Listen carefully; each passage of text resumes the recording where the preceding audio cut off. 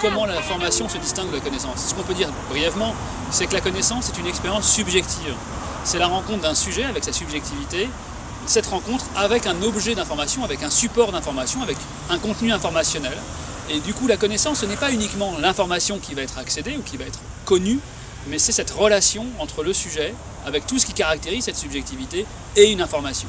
Face à cette vieille question, qui est vraiment une question fondamentale, les neurosciences, c'est-à-dire les sciences du système nerveux, et notamment une partie qu'on appelle les neurosciences de la cognition, donc comment la pensée s'inscrit dans l'activité du cerveau, peuvent nous apporter un éclairage inédit, un éclairage contemporain, qui vise à nous montrer qu'est-ce que c'est qu'un sujet du point de vue du fonctionnement cérébral, c'est-à-dire comment cette subjectivité s'ancre dans le fonctionnement du cerveau. Nous sommes et peut-être aujourd'hui plus qu'avant, dans une période de confusion entre l'information et la connaissance. Et cette confusion est d'une certaine façon légitime. D'abord, elle est intuitive, elle est naturelle, mais surtout, elle est alimentée par le fait que de manière tout à fait positive, nous nous sommes battus pour l'accès à l'information, pour que les gens puissent accéder, puissent comprendre, puissent communiquer, puissent échanger l'information.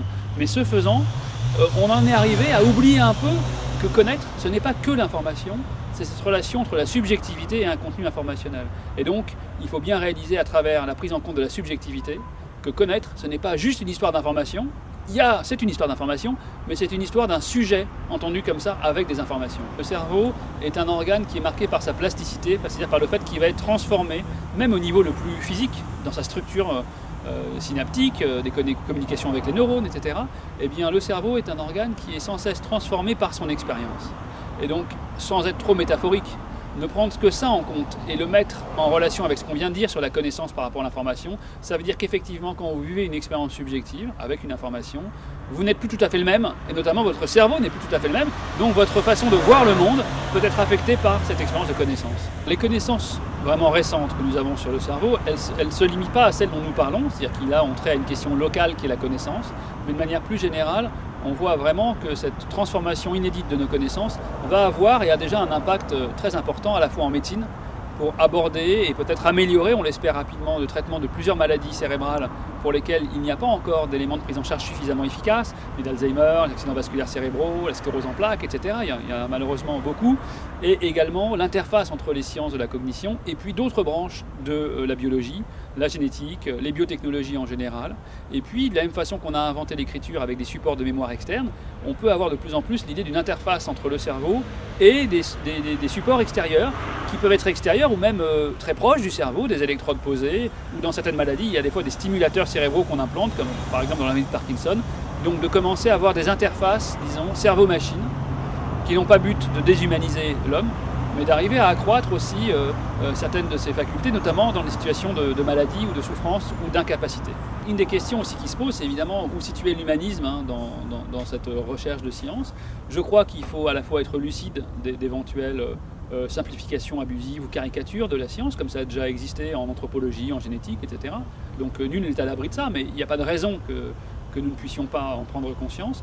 Mais par contre, ce qu'il faut bien voir, c'est que je crois que un humanisme contemporain est tout à fait possible, simplement il va s'inscrire dans la prise en compte de ces informations. C'est-à-dire que, évidemment qu'on va continuer à philosopher, c'est pas les neurosciences qui vont interrompre ça. Simplement, je crois que de la même façon qu'on peut à un moment donné prendre en compte des connaissances nouvelles, quand le continent américain a été découvert, eh bien il y avait eu un impact même conceptuel majeur en théologie, en philosophie. Et bien de la même façon, ces connaissances contemporaines, il ne faut pas qu'elles soient ignorées.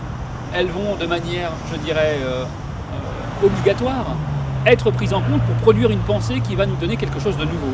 Et cette pensée, elle n'a aucune raison de ne pas s'inscrire dans une quête humaniste qui est celle qui traverse l'humanité depuis ses origines. L'ordinateur, avec parfois ce qu'il représente d'effrayant disons, le grand public, il ne faut pas oublier que l'ordinateur, c'est quoi avant tout?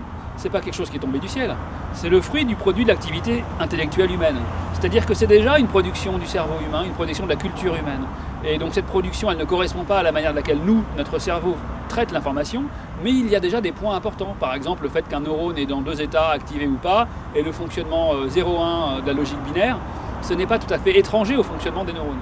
Maintenant, l'architecture contemporaine des systèmes informatiques, je ne les connais pas tous, mais est parfois plus simple, beaucoup plus simple que le cerveau, mais rien n'empêche de commencer, c'est des travaux en cours, à développer des architectures qui s'inspirent plus, de manière plus réaliste, du fonctionnement cérébral.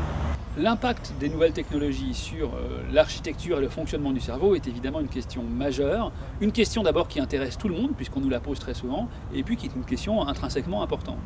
Maintenant, qu'est-ce que l'on peut dire? La première chose comme repère, c'est que vous avez, et moi j'ai, le même cerveau qu'il y a 10 000 ans, ou qu'il y a 20 000 ans, ou qu'il y a 50 000 ans, c'est-à-dire que l'échelle de l'évolution culturelle est bien trop rapide pour pouvoir être suivie par l'évolution génétique. Donc un aussi des objectifs de la biologie, c'est chaque fois d'expliquer comment, avec la même chose, vous arrivez à produire des objets différents, et des objets, une invention, une création culturelle. Alors je veux dire par là que face à cette nouvelle technologie, je ne pense pas qu'il y aura un impact sur la génétique de notre cerveau. Par contre, l'impact va exister et existe sur le style cognitif. Quel style cognitif nous allons adopter? Et ce style cognitif peut lui-même, de manière plus modeste, modifier, même avoir un impact sur l'architecture et le fonctionnement de notre cerveau. Mais si vous voulez, la marge de manœuvre est bien plus limitée qu'on peut l'imaginer, ou qu'on peut par exemple le véhiculer. Récemment, j'ai été voir le film Limitless qui joue sur cette idée qu'on pourrait transformer notre capacité à utiliser nos ressources cérébrales. Il y a une marge de manœuvre, mais elle est bien plus étroite que ce que l'on peut parfois fantasmer.